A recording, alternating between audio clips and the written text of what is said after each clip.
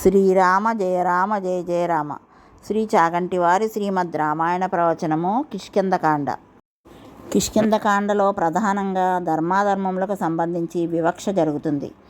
ఏ మహాపురుషుని మాట విన్నంత మాత్రం చేత, ఎవరి నామం పలికినంత మాత్రం చేత, ఎవని స్వరూపాన్ని మనసులో తలుచుకున్నంత మాత్రం చేత భయం దూరం అయిపోతుందో, ఆరోగ్యం సిద్ధిస్తుందో, లోపల ఉండే పరాక్రమము వీర్యము వృద్ధి చెందుతాయో, యశస్సు కలుగుతుందో, అటువంటి వారైన స్వామి హనుమ ఈ కాండలో ప్రత్యక్షమవుతాడు. ఇక్కడి నుండి హనుమ కూడా రామచంద్రమూర్తిని సేవిస్తూ నడుస్తాడు.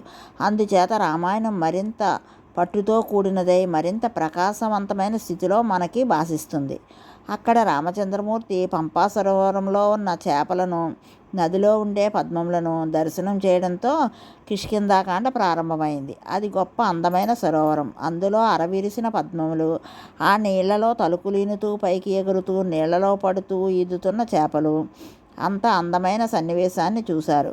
రాముడు సుమిత్రా కుమారుడైన లక్ష్మణునితో కలిసి ఆ సరస్సు దగ్గరకు వెళ్ళాడు.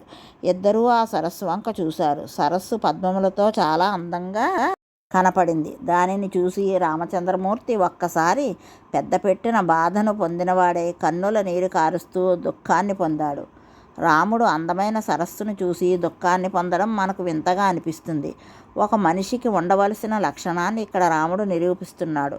గృహస్థాశ్రమంలో ఉండే వ్యక్తికి తానొక హృద్యమైన సన్నివేశాన్ని చూసినా, ఒక రమణీయమైన దృశ్యాన్ని చూసినా, తన భార్య కూడా ఇది చూస్తే ఎంత బాగుండునో అన్న తలంపు రావడం, లేదా ఆ కదిలే వస్తువులలో తన భార్యే కనపడడం ఉత్తమమైన లక్షణం. అందులో ఏ విధమైన దోషమూ లేదు. తన భార్య అలా కనబడడం, అందున రాక్షసుల చేత అపహరింపబడిన తన భార్యను వీరుడైన ఒక భర్త నిరంతరము స్మరించి ఆవిడను రక్షించి మళ్ళీ తన పక్కకి ఎలా చేర్చుకోవాలా అని ఉద్విగ్నతను పొందడం ఒక సాధు పురుషుడికి, ఒక సరియైన పురుషునికి ఉండవలసిన లక్షణం. ఆయనకి పద్మములు కనబడితే అమ్మవారికి పద్మాననే, పద్మఊరు, పద్మాక్షి, పద్మసంభవే అని కదా పేరు. సీత ముఖం జ్ఞాపకానికి వచ్చింది. కదులుతున్న చేపలను చూస్తే ఒక్కసారి సీత నేత్ర సౌందర్యం జ్ఞాపకానికి వచ్చింది. ఇవి రెండూ జ్ఞాపకానికి వచ్చి ఆయన బోరను విలపించాడు. పక్కన ఉన్న లక్ష్మణునితో, చూసావా లక్ష్మణ, ఈ ప్రాంతం అంతా ఎంత బాగుందో కదా. ఈ చెట్లన్నీ కూడా విశేషమైన పువ్వులను పూసాయి. ఆ పువ్వులు పైనుండి కింద పడుతున్నాయి. ఎక్కడ చూసినా పుష్పముల గుత్తులు. ఆ గుత్తులు గాలికి అటు ఇటు కదులుతున్నాయి. ఇది చైత్రమాసం కదా. ఈ చైత్రమాసంలో వనములన్నీ పుష్పములతో శోభించి ఉంటాయి. కిందకు పడుతున్న పువ్వులను, కదులుతున్న గుత్తులను చూస్తుంటే వాయుదేవుడు ఎవరికీ కనబడకుండా వచ్చి ఈ పూల గుత్తులతో ఆడుకుంటున్నాడా అనిపిస్తుంది. కొన్ని బంతులను పైనుండి కిందకు విసురుతున్నాడా అని అనిపిస్తోంది. పైన పెద్ద పెద్ద పూల గుత్తులు, చెట్లకు తీగలు అల్లుకుని ఉన్నాయి. ఆ తీగలు పైకి వెళ్ళిన తర్వాత పెద్ద పెద్ద పువ్వులను పుష్పించాయి. ఈ దృశ్యం చూడడానికి ఎంతో అందంగా ఉంది. ఇవన్నీ చూస్తుంటే సీత నా పక్కన లేదన్న విషయం జ్ఞాపకానికి వచ్చి నేను విహ్వలుడనవుతున్నాను, నా స్వస్థతను కోల్పోతున్నాను అన్నాడు. మనకి శాస్త్రంలో ఒక విచిత్రమైన సంకేతం ఉంది. ఎప్పుడెప్పుడు తీగ గురించి చెప్పినా స్త్రీని పోలుస్తారు. ఎప్పుడెప్పుడు ఒక పెద్ద వృక్షం గురించి చెప్పినా పురుషుడిని పోలుస్తారు. ఎందుకని అంటే చెట్టును అల్లుకొని తీగ పెరుగుతుంది. అదే తీగ నేలపాలైపోతే అన్ని పువ్వులు పూయడానికి అవకాశం ఉండదు. లేదా ఏ జంతువో తొక్కేస్తుంది, లేదా ఇంకొక జంతువు ఏదో తినేస్తుంది. కానీ అలా కాకుండా ఆధారం ఇస్తాడు కనుక భర్తని చెట్టుతోనూ, అల్లుకున్న తీగను భార్యతోనూ పోలుస్తారు. బహుశా అల్లుకున్న తీగతో కూడిన చెట్టును చూడడంలో కూడా రామచంద్రమూర్తికి సీతమ్మ జ్ఞాపకానికి వచ్చి ఉండవచ్చు. ఎందుచేతను అంటే శ్రీగుణరత్నకోశంలో పరాశర భట్టారులు ఒక మాట అంటారు. మాకు ఎప్పుడైనా శ్రీ మహావిష్ణువు ప్రత్యక్షమైతే, మేము ఎప్పుడైనా లక్ష్మీదేవిని స్తోత్రం చేస్తే మాకు ఒక్క లక్ష్మీదేవి కావాలని కానీ ఒక్క శ్రీ మహావిష్ణువు కావాలని మేము ఎప్పుడూ అడగం. అమ్మవారి బాహువుల చేత గట్టిగా ఆలింగనం చేసుకోవడం చేత పెద్ద పెద్ద పువ్వుల వంటి పలముల వంటి అమ్మవారి సనములు స్వామి శరీరమునకు గట్టిగా నొక్కుకున్న ఆ దివ్యమంగళమైన స్వరూపం ఏదైతే ఉన్నదో అటువంటి పురుష ప్రవృత్తులతో కూడిన స్వరూపము మా నేత్రములయందు బాసిల్లి మమ్మ ఉద్ధరించుగాక. అంతే తప్ప మాకు ఒక్క అమ్మవారు ఒక్క అయ్యవారు అక్కర్లేదు. మాకు ఇద్దరూ కలిసిన స్వరూపమే కావాలి అంటారు. అందుచేత చెట్టు కల్లుకున్న తీగ బహుశా రామచంద్రమూర్తికి తన పక్కన లేని సీతమ్మను జ్ఞాపకం చేసి ఉండవచ్చు. మేఘాలు ఎవరూ అడగకుండానే వచ్చి ఆకాశంలో వర్షాన్ని వర్షిస్తాయి. అలాగే లక్ష్మణ, ఇక్కడ ఈ చెట్లు పుష్పాలను వర్షిస్తున్నాయి. ఇవి చెట్లా లేక పుష్పాలను వర్షించే మేఘములా అని నాకు అనుమానం వస్తోంది.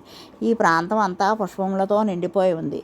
లక్ష్మణ, ఇది అరణ్యమా లేక కొత్త విచిత్రమైన ప్రదేశమా అని నాకు అనుమానం వస్తోంది. ఇక్కడ గుహలోంచి వస్తున్న గాలి ఒక విచిత్రమైన ధ్వని చేస్తోంది. ఆ గాలి చెట్లనన్నిటినీ కదుపుతోంది. మదించిన కోకిల మామిడి చెట్ల మీద కూర్చుని పాట పాడుతోంది. ఈ దృశ్యం నాకు వాయువు పాట పాడుతున్నట్లు, చెట్లు నాట్యం చేస్తున్నట్లు, చెట్ల మీదనున్న కోయిల ప్రక్కవాద్యాలు వాయించిన విధంగా కూస్తున్నట్లు అనిపిస్తుంది. ఇదంతా చూస్తుంటే నేనేదో నృత్య కార్యక్రమానికి వచ్చానా అన్నట్లు అనిపిస్తోంది లక్ష్మణ అని అన్నాడు. ఈ సమయంలో సీత నా ప్రక్కన లేదు. నాకు చాలా బాధగా ఉంది. నేను ప్రాణములతో ఉండలేనేమో అనిపిస్తోంది అని అన్నాడు. మగనెమలి నాట్యం చేస్తుంటే ఆడనెమలి దానిని అనువర్తిస్తుంది. ఆడనెమలి పురివిప్పదు. మగనెమలి చుట్టూ సంతోషంగా తిరుగుతుంది. మగనెమలి సంతోషంగా పురివిప్పి నాట్యం చేస్తుంటే దాని కన్నుల వెంటపడే బాష్ప బిందువులను ఆడనెమలి గ్రహించి గర్భాన్ని ధరిస్తుంది. నెమలికి భౌతిక సంపర్కం లేదు. అందుకే 16,000 మంది భార్యలు ఉన్నారు. ఈయనకి ఇదే పిచ్చి అని అనుకుంటారేమోనని కృష్ణ పరమాత్మ తాను కేవలం రాశీభూతమైన పరబ్రహ్మమని చెప్పడానికి నెమలి ఈక తల మీద పెట్టుకున్నాడు. కొండ మీద పురివిప్పి నాట్యం చేస్తున్న మగనెమలిని చూపించాడు. దాని చుట్టూ సంతోషంగా తిరుగుతున్న ఆడనెమలి చూపించి, అవునులే, మగనెమలి భార్యను రావణాసురుడు ఎత్తుకుపోలేదు కదా, అందుకనే అది అంత సంతోషంగా పురివిప్పి నాట్యం చేస్తోంది. లక్ష్మణ, నాకు సీతకు ఇద్దరికీ 2 మనస్సులు లేవు. నా మనస్సు సీత దగ్గర ఉంటుంది, సీత మనస్సు నా దగ్గర ఉంటుంది. అందుకని మా ఇద్దరికీ కలిపి ఒక్కటే మనస్సు.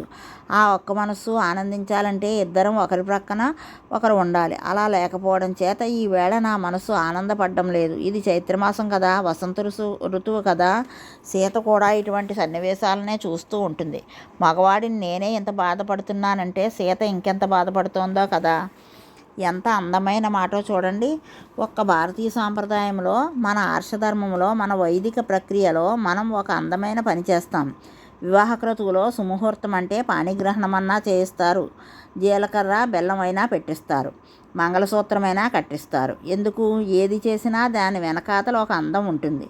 మంగళసూత్రము స్త్రీ మెడలో మాత్రమే కడతారు. ఎందుచేత? మెడకి దిగువన ఉన్న శరీర భాగముల అన్నింటికీ ఆజ్ఞ శిరస్సు నుండి వస్తుంది. ఈ శిరస్సులోంచి వచ్చే ఆజ్ఞలను క్రింద ఉన్న అవయవములు పాటిస్తూనే ఉంటాయి. అలా భర్త పైన ఉంటాడు, భార్య క్రింద ఉండే కర్మేంద్రియముల్లా సర్వకాలములందు భార్య భర్తను అనుగమించి నడుస్తుంది మన సాంప్రదాయంలో. అందుకే వాళ్ళిద్దరూ ఒకటిగా ఉంటారు. అందుకే మెడలో మంగళసూత్రం కట్టి అక్కడే 3 ముళ్ళు వేయిస్తారు. అక్కడే పార్వతీ పరమేశ్వరుల పాదద్వంద్వం ఉంటుంది. పార్వతీ పరమేశ్వర అనుగ్రహం కలిగితే వాళ్ళు కూడా ఆదర్శ దంపతులే 10 మందికి అన్నం పెట్టి వాళ్ళ జీవితములను సార్థకం చేసుకునే దంపతులు అవుతారు అని నమ్మి మనం మెడలోనే తాళిని కట్టిస్తాం. అలాగే పాణిగ్రహణం ధర్మపత్నిగా స్వీకరిస్తున్నానని తన చేతిలో అవతల వారిని చేతిని స్వీకరిస్తాడు.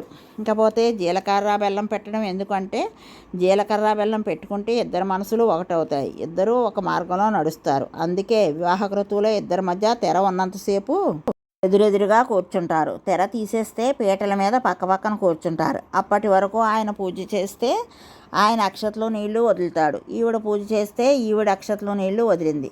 ఇప్పుడు ఆయన చేతిలోకి అక్షతలు ఆవిడ వేస్తే ఈయన నీళ్లు పోసి వదిలిపెట్టేస్తాడు. ఇక ఎక్కడ పూజ చేసినా ఇద్దరూ కలిసి చేస్తారు. ఆవిడ చేసేవన్నీ ఈయన కోసమే. అలా ఒక్కటిగా నడవడాన్ని రామాయణం మనకు చూపిస్తుంది. రామచంద్రమూర్తి అంటాడు, మా ఇద్దరి మనసులు ఒక్కటే, 2 మనసులు లేవు. లక్ష్మణ, పూర్వం చైత్రమాసంలో ఇటువంటి గాలి వస్తుంటే నేనెంతో సంతోషించేవాడిని. కానీ ఇవాళ అలా గాలి వస్తుంటే నాకు చాలా దుఃఖంగా ఉంది. దోషం గాలియందు లేదు, దోషం నా మనస్సుది. సీత పక్కన లేకపోవడం వలన నా మనస్సు ఇలా అయిపోయింది. ఎంత ఆదర్శ పురుషుడిలా మాట్లాడుతున్నాడో చూడండి. లక్ష్మణ, ఈ తామర పువ్వును దగ్గరగా చూస్తుంటే అందులోంచి వస్తున్న గాలి నా ముఖానికి తగులుతుంటే సీత ముఖం నా ముఖానికి దగ్గరగా ఉన్నప్పుడు సీత విడిచిపెట్టిన నిశ్వాస వాయువు నా బుగ్గలకు తగిలిన అనుభూతి నాకు కలుగుతోంది అన్నాడు. గండు తుమ్మెద పువ్వులలోకి వెళ్ళి వాలుతూ ఉంటుంది. అది పువ్వులలోకి వెళుతున్నంతసేపు చప్పుడు చేస్తుంది. వెళ్ళి పువ్వులోకి వాలినప్పుడు నిశ్శబ్దంగా ఉంటుంది. వెళ్ళేటప్పుడు అది పాట పాడుతూ జుంకారం చేస్తూ వెడుతుంది. అది జుంకారం చేసి వెడుతున్నదని మిగిలిన కవులు అందరూ అన్నారు. వాల్మీకి మహర్షి ఏమని వర్ణించాడంటే, అది జుంకారం చేస్తున్నట్లు నాకు అనిపించడం లేదు. ఒక్కొక్క పువ్వు ఎంత బాగున్నదో అనుకుంటూ ఆ పువ్వుల గురించి చెప్పుకుంటూ అందులోకి ఇందులోకి పరిగెడుతున్నాయా అన్నట్లు ఉన్నాయ్యా లక్ష్మణ. ఈ భ్రమరములను చూస్తుంటే నాకు అలా అనిపిస్తోంది అన్నాడు. అల్లరి చేస్తూ చప్పుడు చేస్తూ పాట పాడుతున్న ఈ తుమ్మెద పువ్వు మీద వాలుతుంది. ఒక్కొక్కసారి అలా వాలిన తుమ్మెద నిశ్శబ్దంగా అలా చాలాసేపు ఉంటుంది. తన 2 రెక్కలను మెల్లగా విప్పుతూ మెల్లగా కప్పుతూ ఉంటుంది. అలా కొంచెం సేపు ఉండి గబుక్కన లేచిపోతుంది. ఎందుకు లేచిపోతుందో మీరు కనిపెట్టలేరు. అది పువ్వులోంచి ఎప్పుడు లేచిపోతుందో మీరు చెప్పలేరు. అలా చాలా బాగుంది చాలా బాగుంది అన్న తుమ్మెద హఠాత్తుగా పువ్వులోంచి లేచిపోతున్నది. చూసావా లక్ష్మణ, ఎంత అందంగా ఉన్నదయ్యా ఈ సన్నివేశం అన్నాడు. ప్రకృతిలో ఉండే విషయములను గమనించి పరవశించిపోయే హృదయం ఉంటే గడ్డి పువ్వు మీద వాలుతున్న తుమ్మెదల గుంపులను చూస్తూ కూర్చున్న ఆ మనస్సు ఆనందపడిపోతుంది. రాముడు అందరినీ ఆనందింపజేసేవాడు. తాను ఆనంద స్వరూపుడైనవాడు. అందుకని ఆయన ఎక్కడ ఉన్నా ఆనందమే ఉంటుంది. మిగిలిన కథను తరువాయి భాగంలో తెలుసుకుందాం. రామజయం శ్రీరామజయం.